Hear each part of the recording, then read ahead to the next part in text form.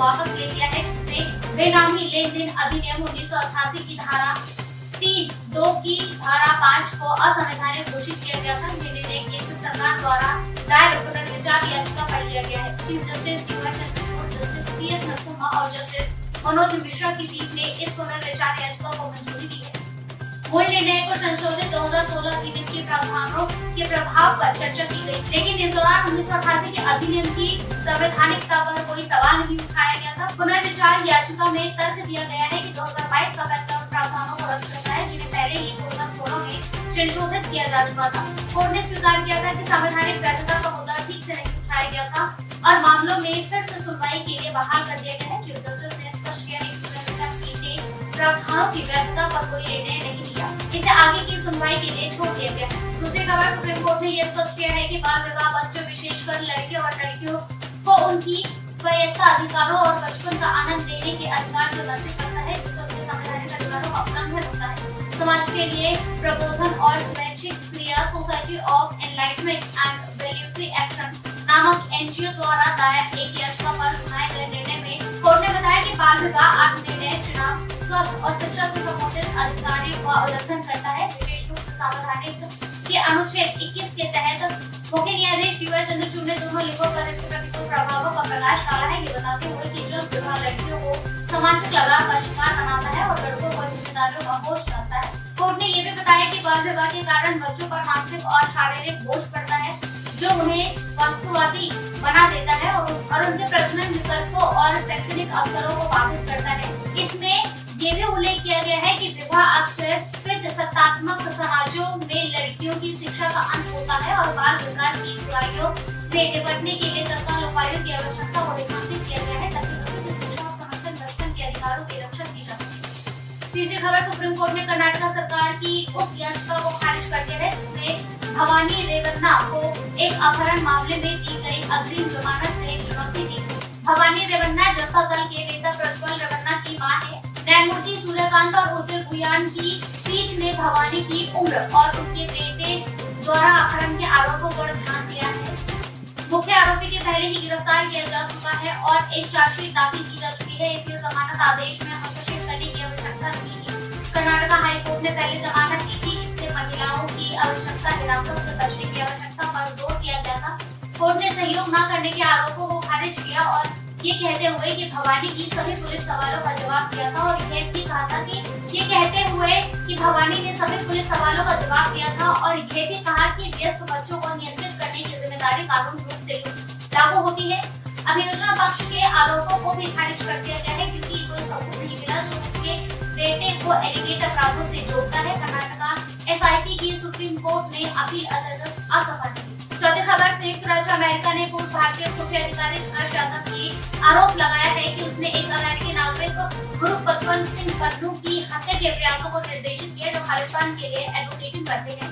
आरोपों में हत्या के लिए किराए पर लेना और पैसों की लॉन्ड्रिंग शामिल है, जो भारतीय सरकार को हत्या के प्रयासों में सीधा शामिल करता है। भारतीय सरकार अमेरिकी जांच में सहयोग कर रही है, लेकिन उसने अभी तक यादव के खिलाफ आरोपों पर विशेष प्रतिक्रिया नहीं दी है।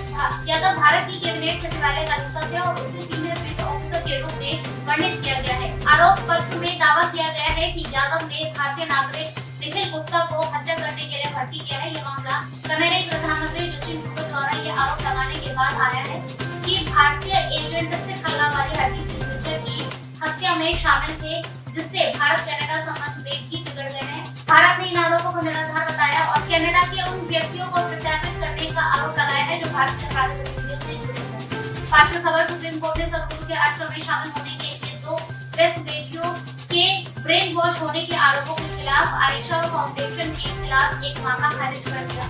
कोर्ट ने फैसला सुनाया कि गीता और लता, जिनकी उम्र 42 और 40 वर्ष है, दोनों स्वेच्छा से आश्रम में रह रही हैं और इन्हें हिरासत के दावा करने वाली याचिका को खारिज कर दिया गया है क्योंकि दोनों महिलाओं ने वहां रहने की अपनी इच्छा की पुष्टि की। कोर्ट ने मद्रास हाई कोर्ट से पूरी तरह अनुचित, खासकर जब पुलिस ने पिता के आरोपों के आधार पर छापेमारी की। इसके अलावा कोर्ट ने जोर देकर कहा कि ऐसी कार्रवाई का उपयोग व्यक्ति की संस्थानों को बदनाम करने के लिए नहीं चाहिए।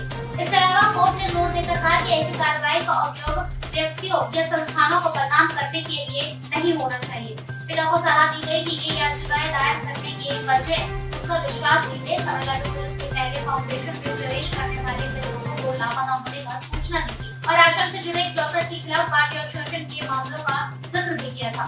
छठी खबर, सुप्रीम कोर्ट ने हरियाणा के 20 विधानसभा सीटों पर पुनः चुनाव करने की मांग वाली याचिका को खारिज कर दिया है और भाजपा के नायब सिंह सैनी के नेतृत्व में नए राज्य मंत्रिमंडल की शपथ ग्रहण समारोह को रोकने के अनुरोध को भी अस्वीकार कर दिया है।